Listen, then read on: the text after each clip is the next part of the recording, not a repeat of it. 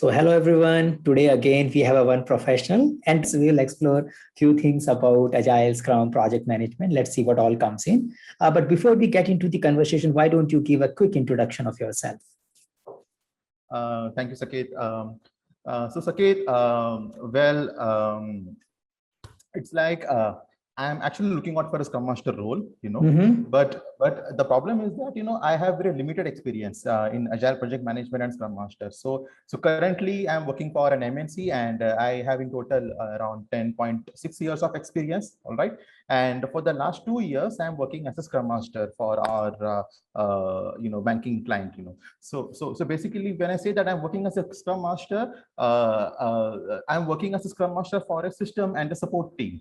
All right. So in my team I have release managers, configuration managers. We have DBA guys. We have performance test team, PT teams.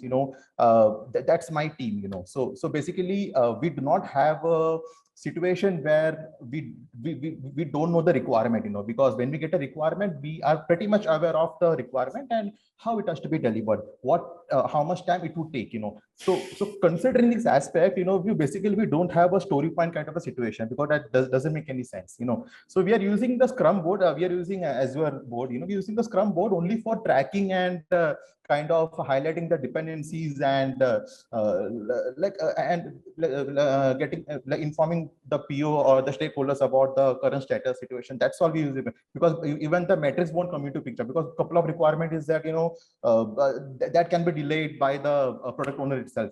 They say that, okay, we don't want this requirement, you focus on this one. So we directly change our priority, and then so metrics won't come into picture. We won't get a kind of a correct or accurate chart, burnt on chart. So that is my current challenge. So when I am hunting, I haven't given so much of interviews. I have only given one interview, but then I understood that with my experience, I have very limited experience on the actual Scrum process in reality. So whatever knowledge I get it through the YouTube videos of yours, and as well as a couple of articles.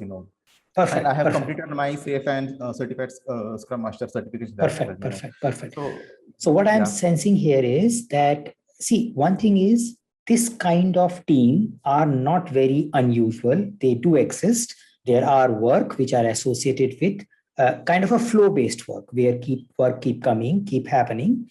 And many times they don't call themselves Scrum team. They may call themselves Kanban team, where they maintain visual board, they maintain their class of services, they maintain flow of work. So that's a pretty much usual thing. Maybe it could be an expectation mismatch when you approach to a particular organization. They might be looking for some kind of a experience in estimation and projecting related to release and project management. But this thing exists. So that's the one thing. Now, my suggestion here is, maybe you build on what you are doing right now. So as you said, there are not many matrices coming into the picture. So many times when you are thinking of matrices, you are thinking of like a burn down, burn up chart kind of a matrix. That's something you are thinking of. But there could be other matrices also. Say you can focus on the time it takes in your process. Maybe you call it cycle time.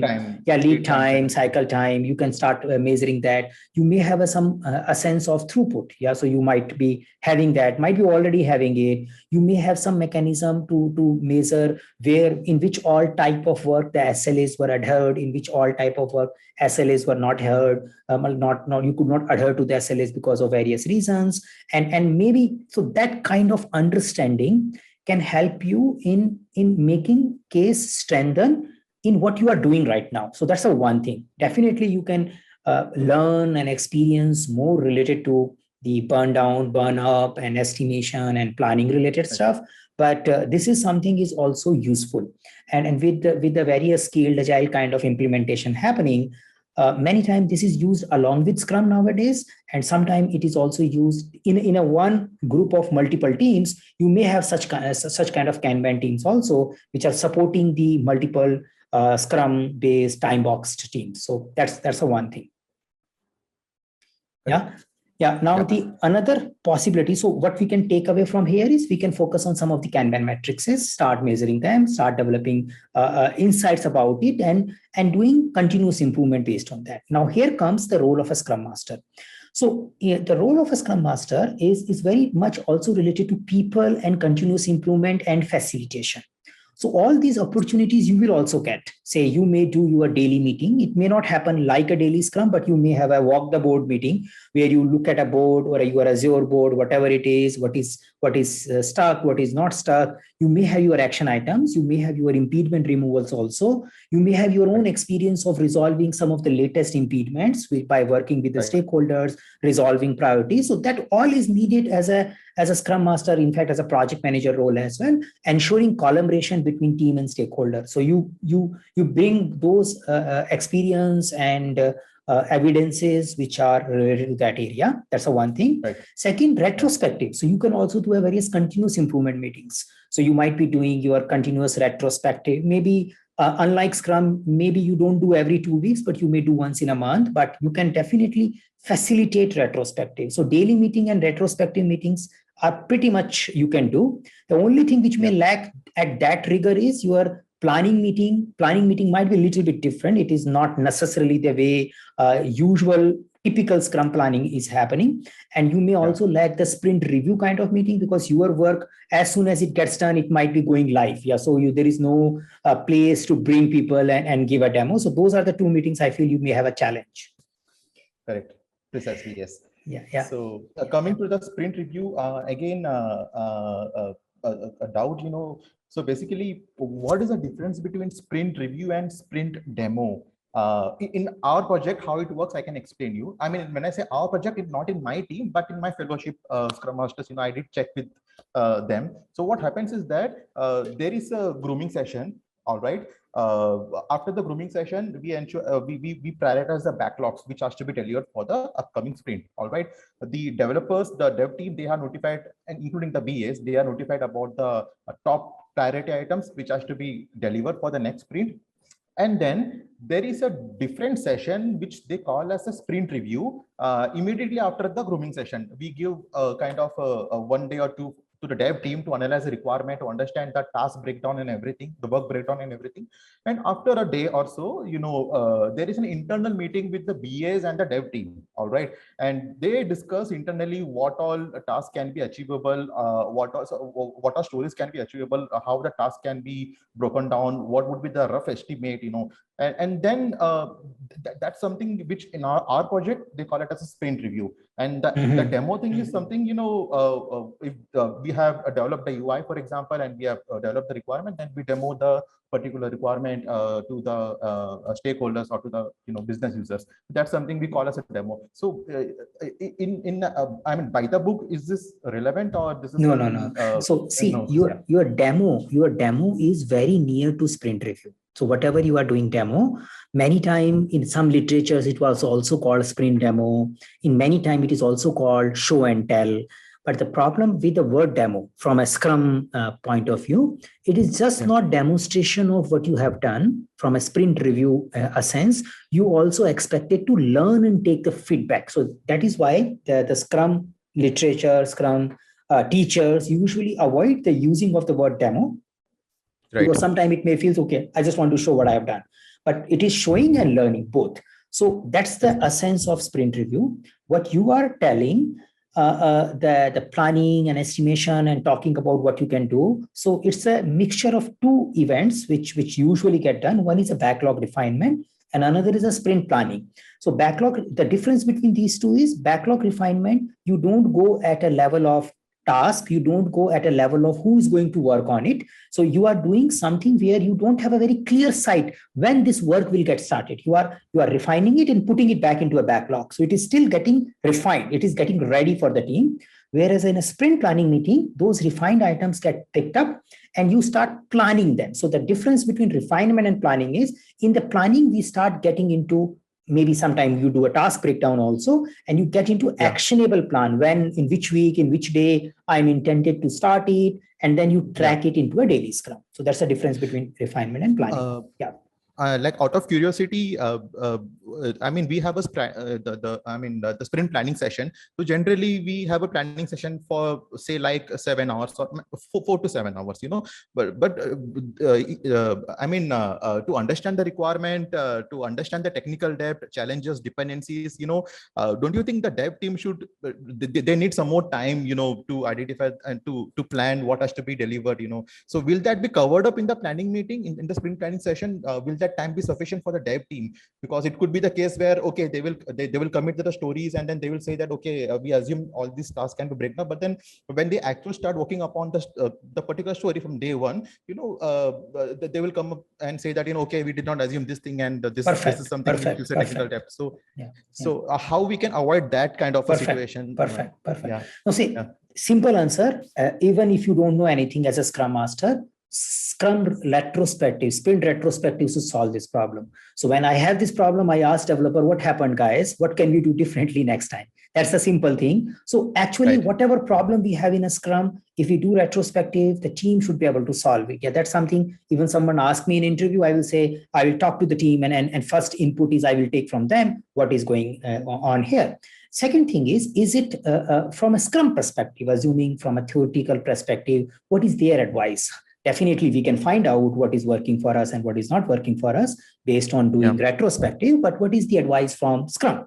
So the advice from them is the backlog item, you call it story, you call it technical item, whatever it is, it should be well refined, before it comes to a sprint planning meeting. So which means during the sprint, say assuming your sprint is going to finish this week and next week your sprint planning is expected to happen, during this week or this current sprint, I should spend some time talking about the items which are expected to come in my next sprint. So I should get early signals, and those items I should discuss them. I should find some dependency, and I should also I as a developer should also get some time during my sprint to do some exploration related to it. So say it's like this, maybe 1 week before the sprint, we have a backlog refinement meeting, and there mostly the candidate stories get discussed. You may not do an estimation at a task level. Some level of estimation is done to identify will all this will fit into the upcoming sprint or not. And based on that, maybe each developer may also identify some exploration related to that work. They also absorb. So this goes into their background head also. So when they are doing other job, they start thinking of something which is going to come next. So maybe I'm working on a story X, but I know the Y is coming next week. So I start thinking about that Y also. So I should get that time. And this is a part of backlog refinement from Scrum perspective. So continuous backlog refinement during the sprint helps me to get ready so that I am good enough ready for planning things in a sprint planning meeting. If that is not working, I retrospect on it. I get into the details, which may result into the action item, like we need to split the story, further fine grain, we need to have a more smaller stories, or we need to spend more time in a backlog refinement, or we may need to have some kind of agreement between product owner and development team that this all should be refined. And sometimes that agreement is also called definition of ready. Sometimes, So you may say that we can create a kind of explicit criteria, which helps both the parties to understand what all has to be done in order to make the item ready enough for sprint planning meeting so that we can have a good sprint planning. Right. That was indeed a good thought and good answer. Yes. Yes. And again, coming to the estimation part, so this is one question which always comes in back of my mind. So if I get into any job description of any organization, say they always say that even the Scrum book say that the Scrum Master has to closely work with the stakeholders, technical team, product owner, and help the PO to prioritize their backlog. But that's the job of the business analyst, right? What will Scrum Master do when he doesn't have the background of the requirement? He won't understand the design requirement. How will a Scrum Master help the product owner in prioritizing or refining the stories? So this is See, one thing, the Scrum roles as we define in Scrum Guide are good starting point. They are not ending point. So it's like this. I may understand what is the role of a scrum master, product owner, and development team. But as soon as we get started with the work, scrum master may develop some skills which can help the product owner. Product owner may develop some skills which can facilitate some of the meetings. Say sprint review meeting, maybe the product owner start facilitating. There is no problem in that. So the things will start overlap depending on the skill. So that's the thing we need to keep in mind. So especially when we are facing interviews and all, we don't have to be very stringent about these role boundaries. These role boundaries are good starting point. See, the idea why these boundaries exist, to avoid confusion, because in the absence of these boundaries, people will keep pointing finger to each other. But assuming we have developed good trust and we have no confusion, then we don't need these boundaries. These boundaries will become barrier there. So that's a starting point. We consider that mindset when we are answering question and dealing with those situations. Now, when I'm saying Scrum Master should be able to help the product owner in doing his job, assuming, that's the case. What I am realizing in many, when I'm talking to various professionals, even in India, also in United States, there are a lot of people talking. Somehow it might be not a right thing as per the Scrum guide, but I feel a lot of organizations are expecting Scrum Master to play some part of a PO role. Some part of a business analysis role, some part of the stakeholder management role. That expectation is there. Maybe because the real product owner might be not allocating enough time to do all those things. So they may want to have a product owner who is primarily a decision maker only, but doing part should be able to either done by a team member by hiring a business analyst sometime, or by done by a Scrum Master by having a business analysis skill in a way.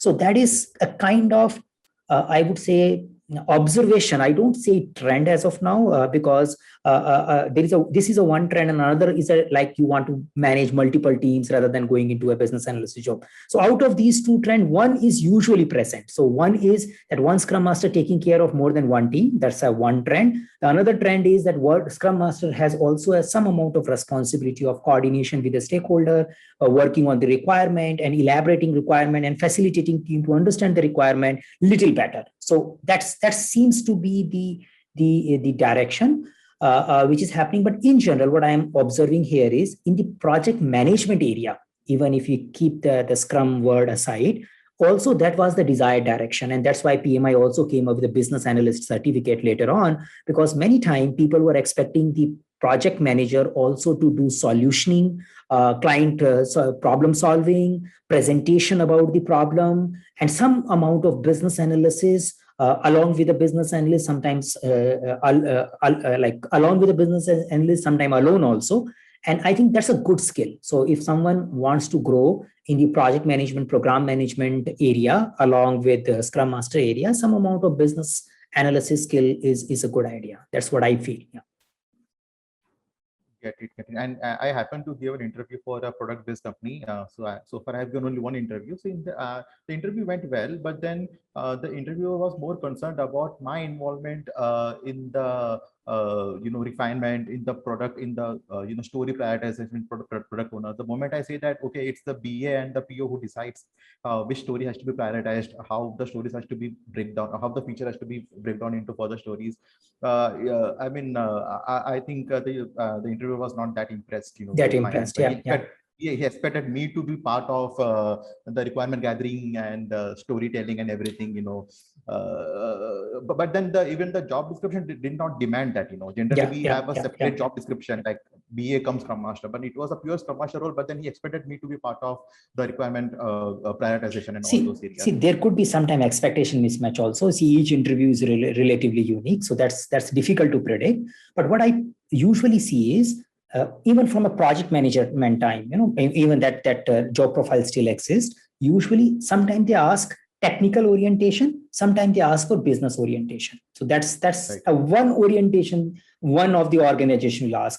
Pure project management and pure management, very rare. And if they want to put you, then they want to put you in multiple teams, so you are 2-3 teams are there, and then you are, and sometimes that becomes a more boring job because you are doing all the time coordination only. That's the kind of work they put it. So as a professional, I can decide which side orientation I want to take. I want to take a technical orientation or I want to take a business orientation.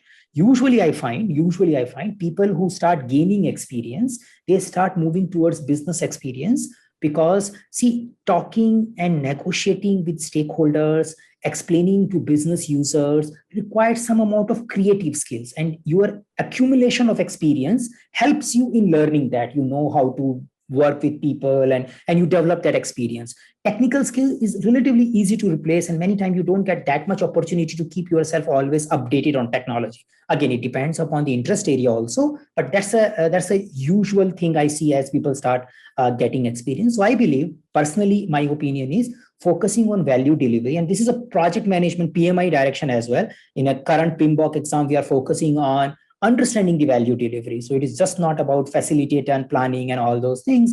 You understand why this business case is, why this product is, what value this product will add, why should we prioritize something here, why not prioritize later. I should be able to ask question to the product owner on the priorities. I should be able to challenge him. Yeah, so as a Scrum Master, sometimes I'm challenging the product owner on the priority, because I can only do it when I understand the domain. So some amount of understanding, I think, is a good idea. It's a good idea. I agree with you. Yeah. Yes. And, and the other thing, the another question which I have in my mind, so basically, as a Scrum Master, my job is that, I ensure that, whatever requirement we have from the product owner, stories we have, the team should not overcommit the current capacity. So that's the reason we do a capacity allocation a week before the sprint. We understand what is the current team capacity for the next iteration or the next sprint, sprint cycle. Okay, but then at the time of estimation, we do not estimate in hours. Okay, but the capacity planning is always done in hours. Depending upon the vacation, planned leaves, all those areas. The team, if the team is shared, then 50% capacity. So we have for example, we have a 10 days capacity for 70 members, and say like we have a requirement, and so how will I ensure that the team doesn't overcommit the stories, or it fits the capacity, or not really fit the capacity, but then keeping a spare of 10%, kind of free, with the current capacity, because we do not estimate the story in hours during the day. Okay. We estimate the story point. So yeah. Got your point. Now that's a good thing. You are getting near to the Scrum if you are estimating in a story point. So you don't have a problem with the story point estimation. I was anticipating you might be estimating directly in hours also, because you are little bit flow based work. But okay, if you have a non-flow way, well, it's a good news. Yeah. So that's a one way of doing Scrum word also. And you can see, at least you may say, maybe we are focusing our focus on a given iteration, given sprint, but still we do planning and capacity planning for the given sprint. That's something which I'm hearing. Now, let's take this question as an interviewer question, and also as a generic discussion question. See, I should be able to see my data and decide what should we do. That's the important thing. Now, how can we improve that? By collecting proper matrices. So in a way, we can say, what is our trend? How many points we have been committing and delivering over a period of time? How change in capacity influence it? So for example, I may have capacity versus velocity ratio. Yeah. So I can say, over a period of time, I had a velocity which was in a story point. I had a capacity which was in hours or day, but I know usually my ratio in last 6 months has been this. So say I had a 20 story point delivered and my capacity was 30 days. So I can say this is my ratio, 20 divided by 30. Sometimes my capacity itself is 25 days. Then I may have say 16 story points delivered. Sometimes you may say velocity is not matching, but the ratio is matching. More or less we are adhering to the ratio.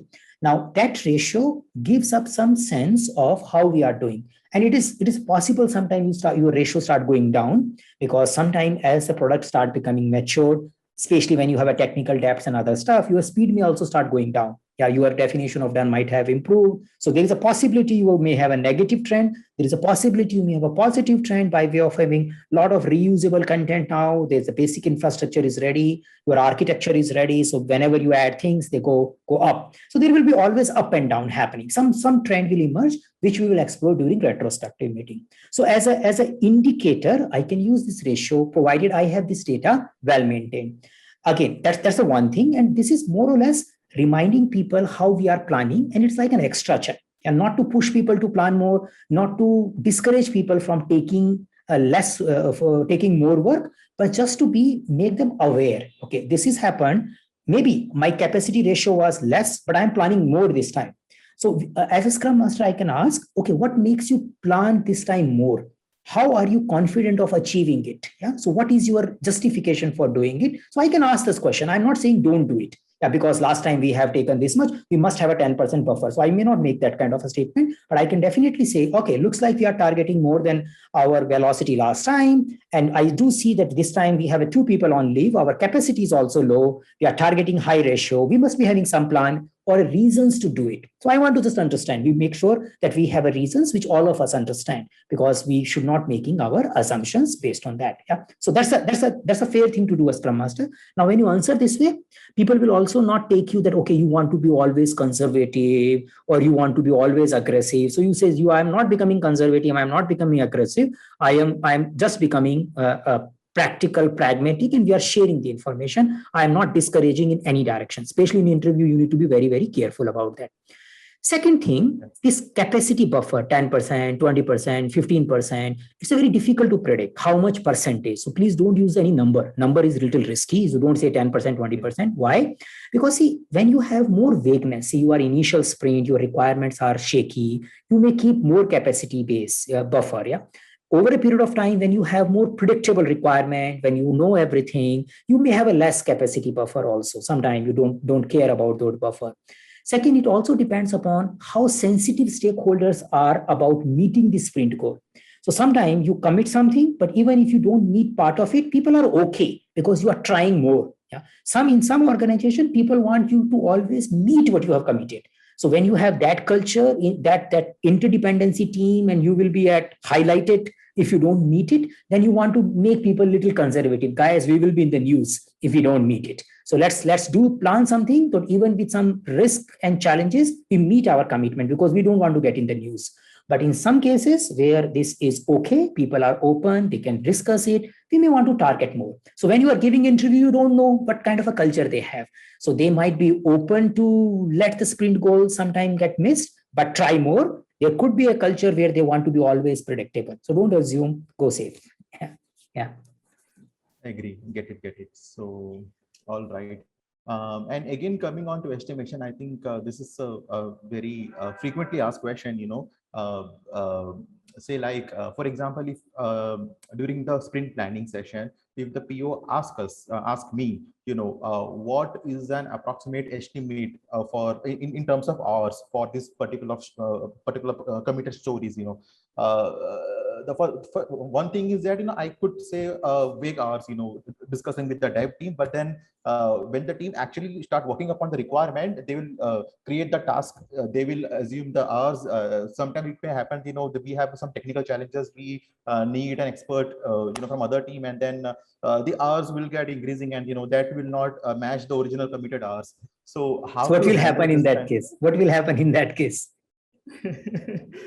So I mean, it would affect the kind of reputation of the Scrum team, and of course this can be discussed in the retrospective, but then the trust factor will come into picture, because it would be like so we meet our commitment, we build trust. That's the point. And you are saying that in our organization we need to meet our commitment in order to do that. That's the whole thing.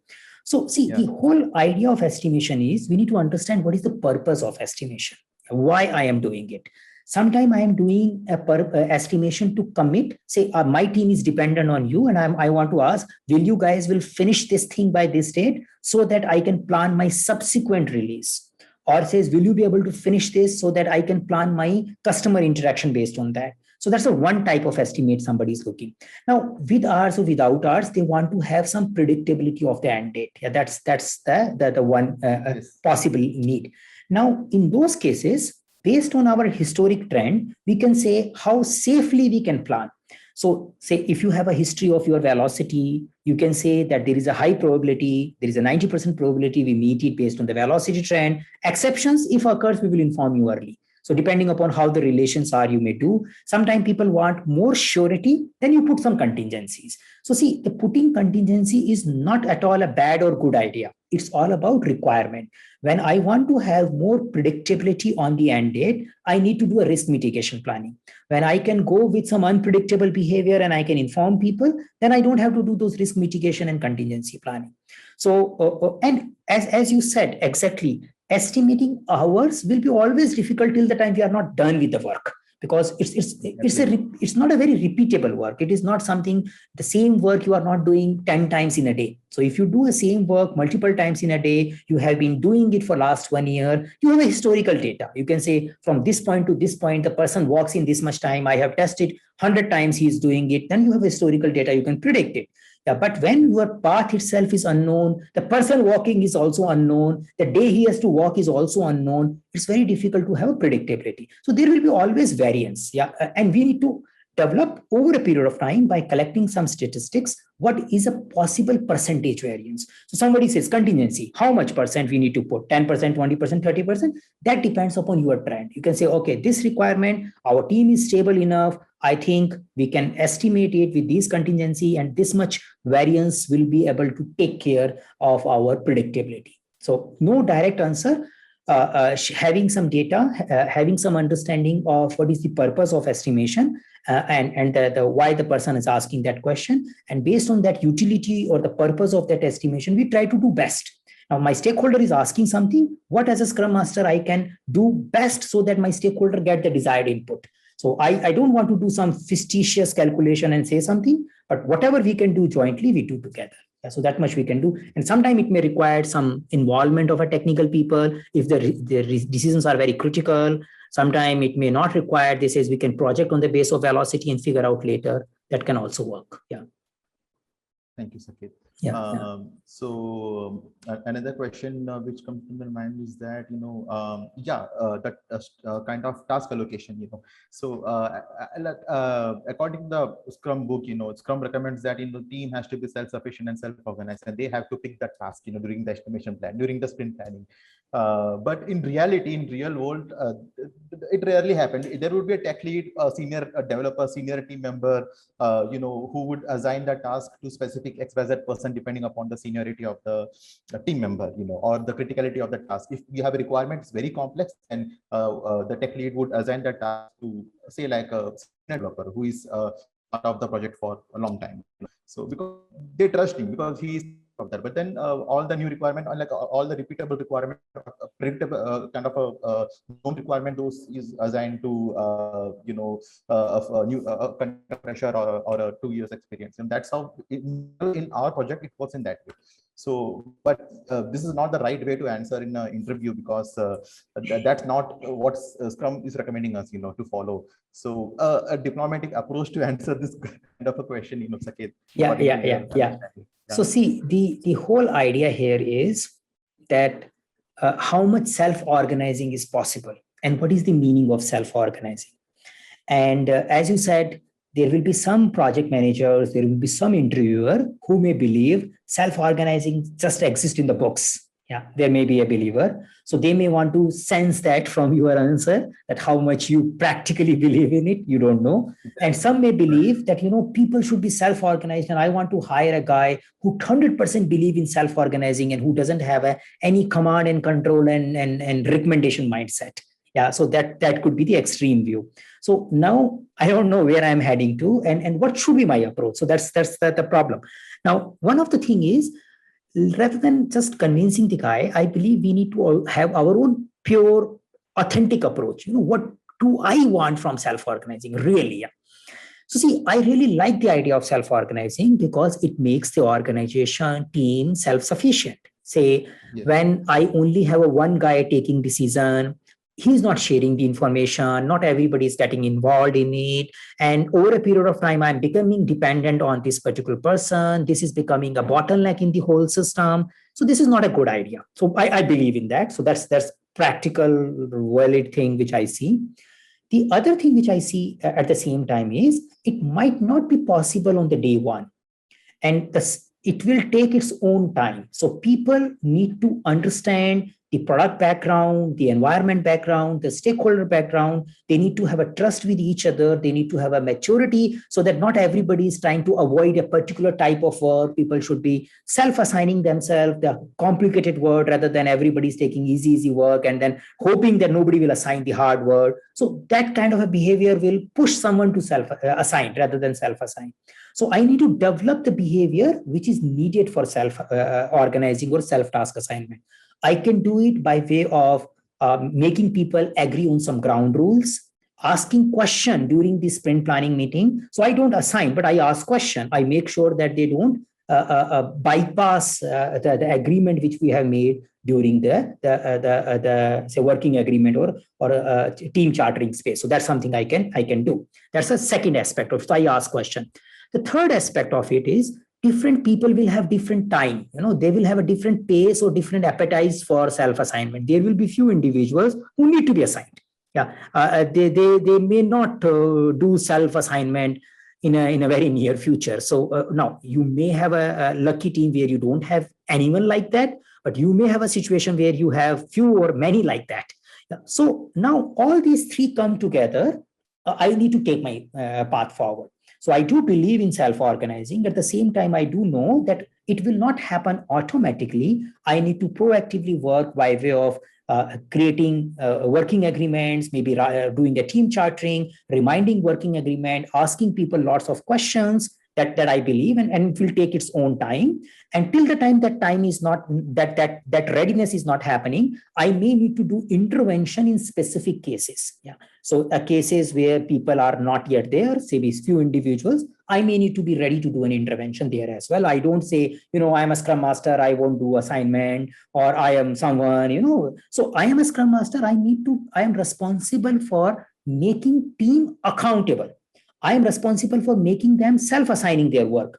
And if I am taking time, then still I need to do something about it. So I am definitely taking as a feedback that I have not yet achieved self-organizing team, but I am working towards it. So I keep working. I don't get into a belief this is not going to happen. So I don't say that this is not going to happen. It will happen one day. And I don't know when it is. And different team will take different time, but I am committed to it. Something like this. I understand. But if they ask what is a way of working in your project, then do you think if you say that we have a project lead who assigns the task to his team member, so that will be a right answer, right approach, or usually it is not. Usually it is not. So why? Because it's not about agile anymore. It is about project management also, general project management. The management style nowadays is when people own the assignment, when they have a say in what I'm doing, how long I will take, they are more accountable to it. They are more committed to it. If someone is assigning, that someone also need to do monitoring also. If I am assigning work to someone, then I also need to check him back that he is doing the work or not. Yeah, and responsibility of getting that work done in that much time is my responsibility now because I have assigned the work. So now that because of this reason, we make this person, whoever is assigning team lead, scrum master, project manager, too much involved in planning and controlling. Yeah. And if he's not doing, if he's just doing planning, then this thing will go out of hand also, because the person will say, I never said 2 hours for it. That guy told it. Go to that guy, ask him, because I never thought it will take 2 hours. Nobody asked me. People will say, like, have you ever asked me before committing to it? You ask the team leader. So take the answer from the team leader. So now as a project manager, I also need to go to the team leader only. Team member will never listen to me because the team leader is taking all the decision. So in the long term, this is not creating a self-organizing team, which I want. So what should the team leader should do instead, or a scrum master should do instead, is having a conversation involving people in identifying why this work will take this much time, what is the approach, and having a collaborative discussion about who is doing what. In a practical ways, in that case, the team leader might be leading that. Okay, can you do this? Why not you do this? Something like this. But it is a collaborative discussion rather than everybody gets an email that for you, this is the task, for you, this is the task, for you, this is the task. Then it will become a little bit of not a knowledge-based task assignment. Yeah, that's something is that the case. Yeah. That's right. And I mean, my opinion is that, mostly people who are from a waterfallish way of working, they have this attitude of, assigning tasks to a particular team member, So probably, agile principles, agile values has to be communicated in a more better way, Yeah. that's So what see, I think. Yeah. idea is like this. When I can assign the task, I have a super expertise in it. And then I am also owning it for end-to-end delivery. If my team members are not doing, if you talk, say, typically waterfall, so-called waterfall, not necessarily all waterfall project follow the same style. But if I am assigning in waterfall world, the accountability is also to the person who is assigning. Nobody is going to ask team member what happened wrong. If something goes wrong, team member will enjoy. Yeah, only the person who is assigning the task is in a trouble. Yeah, that's the whole thing. So we want to avoid that in the agile world or the today's world of working, or I would say not only agile, non-agile world also. In the current management style, we want people who are executing the work to own it. So we want to increase accountability, ownership of the work. How do we do it? By giving say in it. If I take a decision and I hope someone will become accountable, it's difficult. If I am making decision, I will be accountable. So that's why I want to shift the decision making authority at a case to case basis to the people so that they also become accountable for their decision. So if I'm taking input from 3 people, they have given me an estimate, and based on that estimate, I have committed to my client. And if this estimate is not working, they will also do their best to figure it out. Yeah, if in the reverse case, if I have done an estimate, these 3 people were never considered, and I told them this has to be done. They are trying their best, but if they don't meet it, they'll say, you need to discuss to us. You never ask us. Yeah, you always go and deliver it. And how long we will keep supporting you? It's difficult for us to support you. Now I am in a mess because I committed, and these guys were never discussed. And now I might have committed with some little information. I might have missed few information because of not considering the experts. So that's the reason we are involving everyone in decision making. Yeah. Thank you, Sudhir. So that cleared my doubt. Like another question, kind of a real-time scenario again. So basically, team is working on the stories. In the middle of the sprint, say like one of a team member, he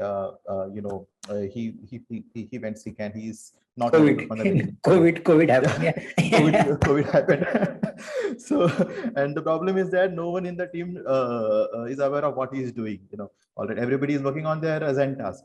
So, and the particular story is quite important for the product owner, to be delivered, or to be completed.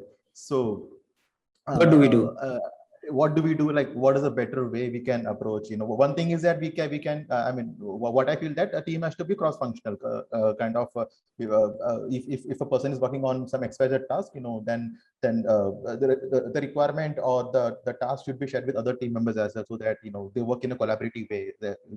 Like I know what we is doing the work, and so that's what I was thinking, but then generally in a real world, people used to work on their own assigned task, they won't get into other tasks. Yeah.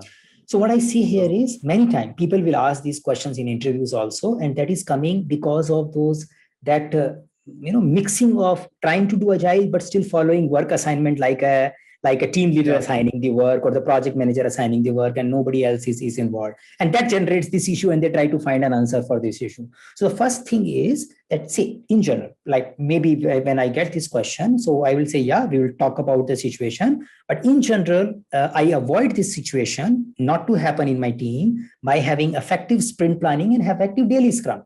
So when I'm having effective sprint planning, the code and the work is known to everyone. Everybody is aware who is doing what, and there is no, we call it strong ownership. There is a collective ownership. Right. So that's what we promote. And during the daily scrum also we discuss, what is happening in which area and how do we do it. Even if we are working remotely, still in a daily scrum we discuss. So we have our tools to resolve it. We have our tools to discuss it. That's something we do on a regular basis. And the third thing which we do on a regular basis, you can bring out usually, is having some rotation and some kind of a pair working. So sometimes people talk about pair programming, but may not be 100% pair programming, but some kind of a rotation. So we purposefully work as a scrum master and now as a project manager also. Even the new PMP content clearly said that we should not have a single point of failure. So even it is not about Agile and Scrum alone. It is primarily a people management issue. We don't want to have a situation where something goes wrong and our critical component get blocked. Yeah. So that's a approach I need to take from the beginning, that I should not have a single point of failure. So that's the one thing. Now, if it happened, then I need to see what all options I have in hand. What best I can do. I don't know. Yeah. If it was a specialized skill, then I need to have some other approach. But ultimately, the code should be in the code base only. So why not? We with some of us, we put this challenge to our team, and we ask for volunteer who is going to debug and resolve it, because we mess up. But now someone should own it, and we can take that particular action forward. So say, as a Scrum Master, I may call immediate 5-10 minutes meeting with all my team, and I will share that this is, we messed up. We have been doing single thing, but who is willing to let the work, this particular exploration lead? And we have a product owner with us. He can tell whatever you are working, if we can sacrifice that work. So we have a product owner along with us. We have a development team along with us. Jointly, we find out that we are in this emergency. Who can find the details now? Yeah. So again, definitely it's a code. We all can read that code, nothing like that. And we can find out as collaboratively together who is going to take the lead in it. Get it, kind of a trade-off thing, where we can sacrifice a couple of stories. Those are not so important, Yeah, and then we can focus on that particular story. Yes.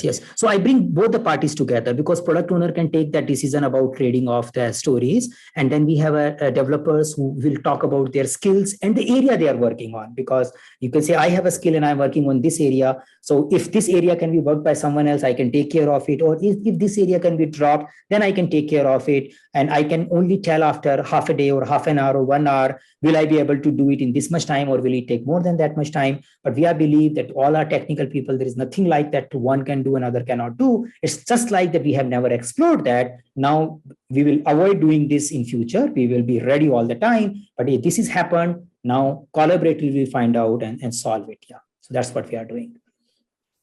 I get it. Okay. So the essence is always focus on collaboration and facilitation. Don't try to be hero. That's the whole thing. Yeah. So if you try to say, I will find the right guy and get it fixed, and I will give him time to sit in after office hours, then you are losing, because that right guy may be the wrong guy. You don't know. So don't try to be a hero. You can say that I will take the challenge, and with the help of collaboration, I will resolve it.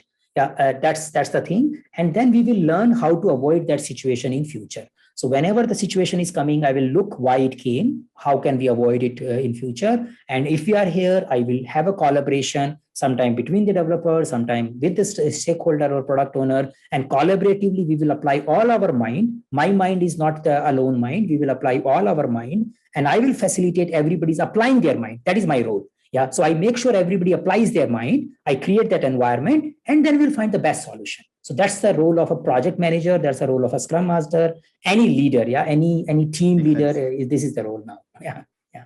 I completely agree, sir. Yes, makes sense. So there are a couple of job openings which I have encountered. They are looking on for project manager, Scrum Master. Both the roles. So project management experience. So basically, I have very minimal or limited experience. As a project manager, because what I have done is I have we already have the resource ready. We have the requirement from the client. We know what to do. All right. And probably to be like developing a new application, but I know what has to be done. My team know what has to be done, and I generally guide the team. I lead the team. I participate in the client coordination, stakeholder coordination, all those activities. But then I mean, in the job description or in the interview session, they generally ask the questions like the Scrum Master or the project manager, he should kind of develop and execute end-to-end project management activities like planning, estimating, scoping, resource management, cost management, all those areas. So which I am lacking, because in our project, what it happens is we already have a requirement. I'm not aware of the cost and everything. We have a resource ready from our team. We know the requirement, what has to be done. We have the SRS or we have the AOD, application overview document, So and then team will start working on this. And what I need to take care is that I need to protect the team from the kind of impediments or any blocker is there, I need to take care of that. I just need to ensure that, work is going smoothly, with no obstructions. And Got able to it. achieve that way. Yeah. Got it. See, now the experience you are explaining will be very much needed in a product companies. See, there is a different way of working between product company and service company or projectized organization company. In a product company, or you can say when we have an in-house team. Yeah, you may not just say a product company, it could be a bank also, but it has an in-house team. People are hired under my payroll, my company's payroll. They are expected to do development all the time. We keep telling them different requirements, and as per the priority, they keep picking up. And sometimes we do an estimation and say, how many months you are going to take and remain in this thing. Sometimes even we don't do that and we get started with the work. Yeah. So that's a usual way of working in a product or a captive or a kind of a dedicated resource kind of a company, you can call it. And this kind of a companies, you can say they have the challenges where they may, the future product company, they may expect you more product orientation, domain orientation, customer orientation. That's the skill they will look, as we discussed in the previous conversation. Now, there are other set of companies which are more project oriented. So project oriented companies they are doing project for someone else. So they have a job, someone wants to make a application and a mobile app or an internet application based website or something, and they need a code from someone. The someone puts a code, and then you are the project manager of that company who is going to do a development, and then you develop, you manage reporting, you manage escalation, you manage invoices, you manage what is inside this scope, what is outside this scope, so that your profitability remain well. Along with that, you also need to work with the teams so that they are getting things done. So that all comes into the picture when you are in a project way of working. So in especially in Indian context, I think project way of working is a business model. So it will be there. And now you may decide that if I want to focus more on product, then you develop a more specific skill related domain and product. The advantage is that it may give you a little bit better and easy kind of work-life balance kind of a stuff. The disadvantage could be it may reduce your mobility because you may become a one area specific guy, but that area may bring some premium if that area is in demand. So you get more money, you get in the demand because your domain area is working. But if your domain area goes down, then you are in a little trouble because you become little specialized. You develop that kind of stuff. In a project space, you are multi-purpose. At the same time, the competition is high. There are many multi-purpose who are behind you or which are beside you. So there is always a little tough competition, but you can say the market size is big. So that's thing. The skills, some part of the skills are overlapping. So good amount of stakeholder management skill is needed in both the domain area. In the project space, it becomes a little bit more stakeholder management, planning and coordination and meeting management, or you can say reporting management skills will also come. Whereas in a product space, you may have a more customer interaction and requirement elicitation, and that kind of a work will be more needed. So I think if you want to get into a project management space, you can study project management. Doing PMP certification is a good idea that gives you the whole idea of a project management. And then you will start appreciating what is happening and what is not happening in your environment. Sometimes when you start observing, maybe you are not doing, but someone else is doing. So when you see someone else doing, you can learn from that someone else and start putting those thoughts in the whole structure, and that can help you in developing your project management skills. I personally believe with the new PMP, it's a good thing to do, even if someone working in the agile environment. If you are going to work in a project environment, be it agile or non-agile, PMP is a good idea. Yeah, that's something I can say. Yeah. That's something which I'm planning in the future as well. So. Good.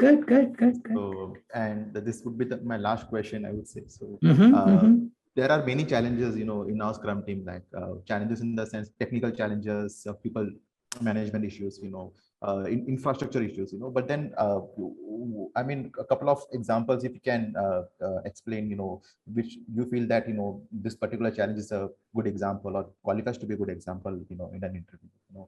Okay, so see, let's try to understand what is the objective of this question. What probably, again, we exactly don't know, but what probably the reason behind someone asking this question. Yeah, that's something we need to explore.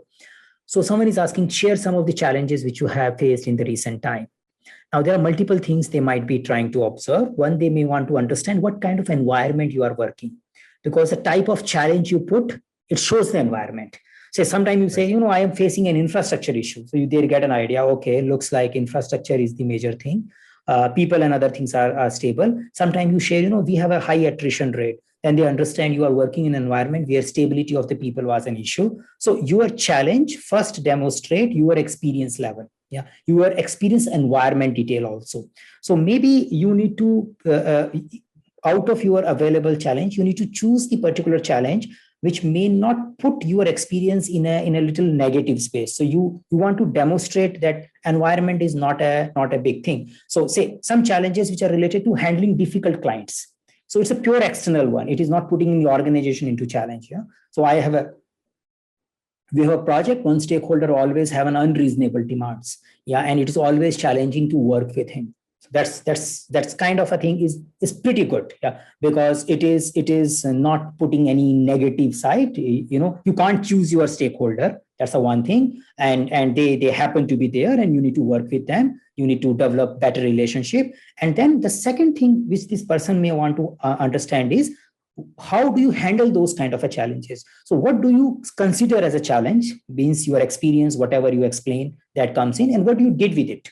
So you can say what happened over a period of time. That is also they want to understand. So it should also match with your skill set. So we can say the stakeholder was challenging, how you developed a trust with that particular stakeholder, and then you moved forward. So that's the one possible way. The another challenge, you need to see if you want to put it or not.